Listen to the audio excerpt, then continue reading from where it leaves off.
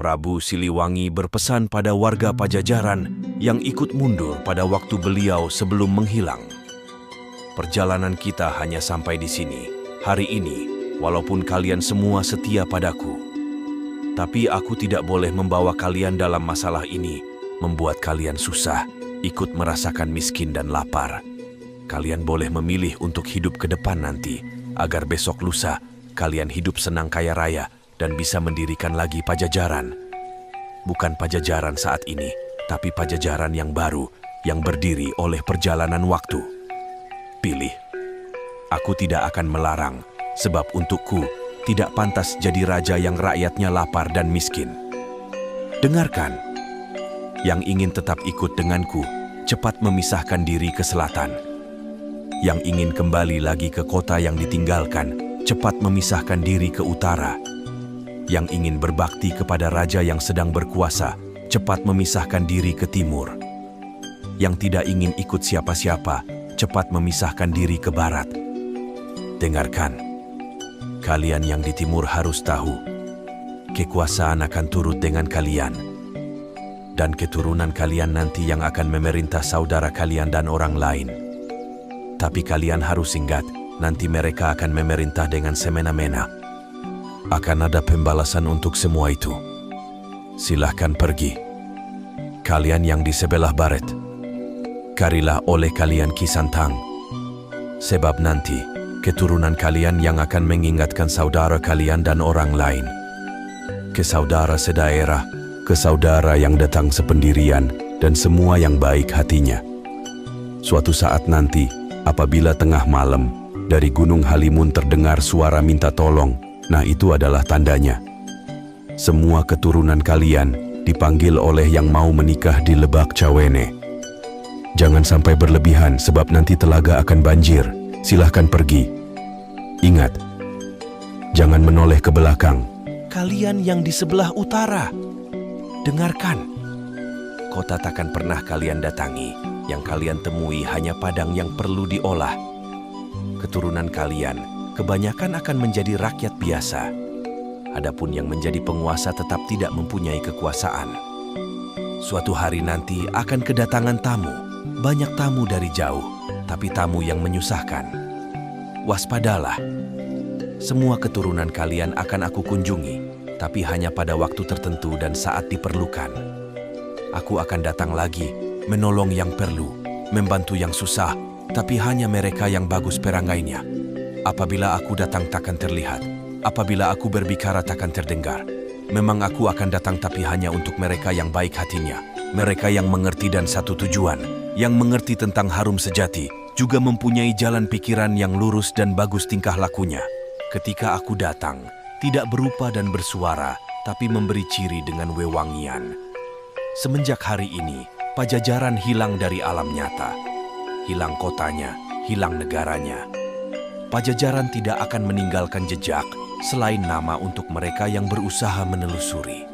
Sebab bukti yang ada akan banyak yang menolak, tapi suatu saat akan ada yang mencoba supaya yang hilang bisa ditemukan kembali. Bisa saja hanya menelusurinya harus memakai dasar, tapi yang menelusurinya banyak yang sok pintar dan sombong, dan bahkan berlebihan kalau bicara. Suatu saat nanti akan banyak hal yang ditemui, sebagian-sebagian, sebab terlanjur dilarang oleh pemimpin pengganti. Ada yang berani menelusuri terus-menerus, tidak mengindahkan larangan, mencari sambil melawan, melawan sambil tertawa.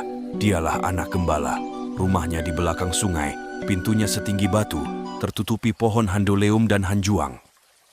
Apa yang dia gembalakan?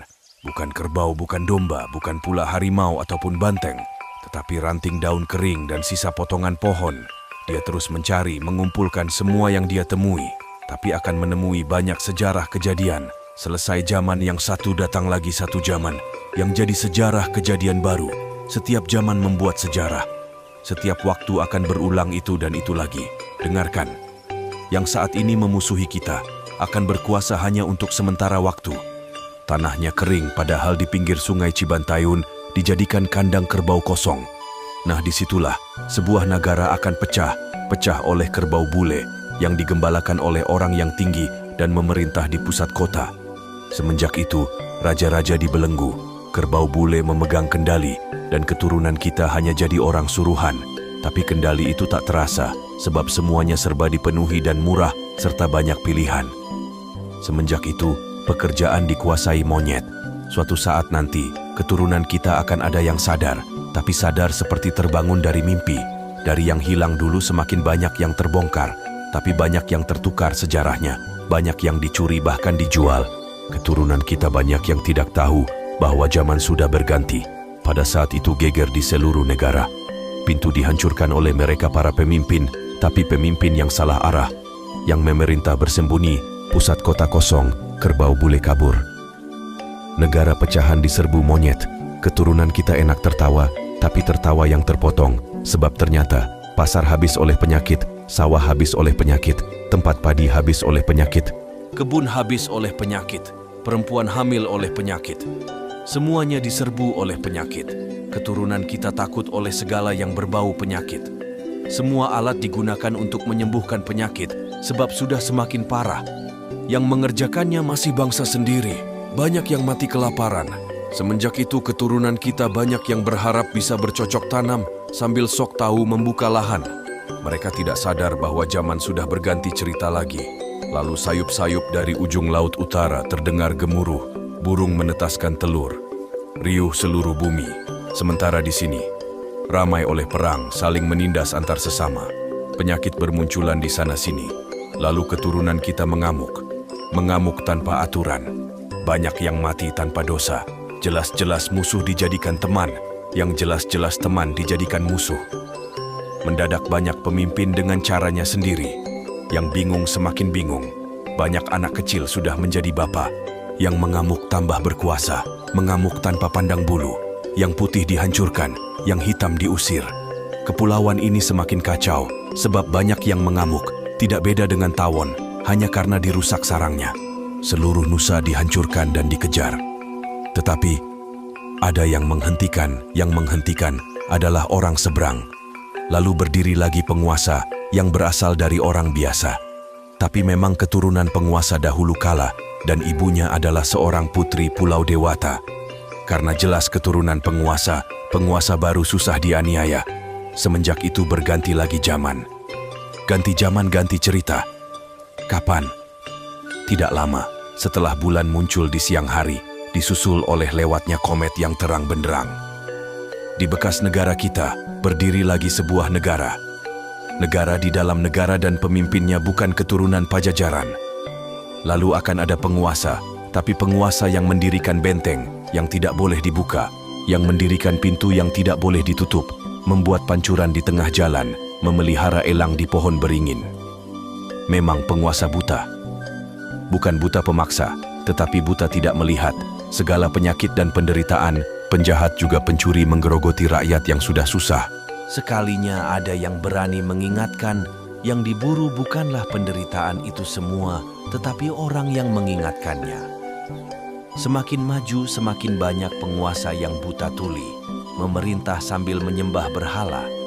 Lalu anak-anak muda salah pergaulan, aturan hanya menjadi bahan omongan, karena yang membuatnya bukan orang yang mengerti aturan itu sendiri. Wajar saja bila kolam semuanya mengering, pertanian semuanya puso, bulir padi banyak yang diselewengkan, sebab yang berjanjinya banyak tukang bohong, semua diberangus janji-janji belaka, terlalu banyak orang pintar, tapi pintar kebelinger. Pada saat itu datang pemuda berjanggut, datangnya memakai baju serba hitam sambil menyanding sarung tua.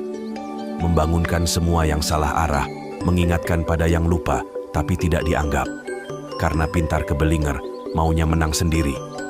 Mereka tidak sadar, langit sudah memerah, asap mengepul dari perapian. Alih-alih dianggap, pemuda berjanggut ditangkap dimasukkan ke penjara. Lalu mereka mengacak-ngacak tanah orang lain, beralasan mencari musuh tapi sebenarnya mereka sengaja membuat permusuhan. Waspadalah, sebab mereka nanti akan melarang untuk menceritakan Pajajaran, sebab takut ketahuan bahwa mereka yang jadi gara-gara selama ini. Penguasa yang buta semakin hari semakin berkuasa melebihi kerbau bule. Mereka tidak sadar zaman manusia sudah dikuasai oleh kelakuan hewan. Kekuasaan penguasa buta tidak berlangsung lama, tapi karena sudah kelewatan menyengsarakan rakyat yang sudah berharap, agar ada mukjizat datang untuk mereka. Penguasa itu akan menjadi tumbal untuk perbuatannya sendiri. Kapan waktunya? Nanti, saat munculnya anak gembala. Di situ akan banyak huru-hara yang bermula di satu daerah, semakin lama semakin besar, meluas di seluruh negara, yang tidak tahu menjadi gila dan ikut-ikutan menyerobot dan bertengkar. Dipimpin oleh pemuda gendut, sebabnya bertengkar, memperebutkan tanah. Yang sudah punya ingin lebih, yang berhak meminta bagiannya. Hanya yang sadar pada diam, mereka hanya menonton tapi tetap terbawa-bawa. Yang bertengkar lalu terdiam dan sadar, ternyata mereka memperebutkan pepesan kosong, sebab tanah sudah habis oleh mereka yang punya uang.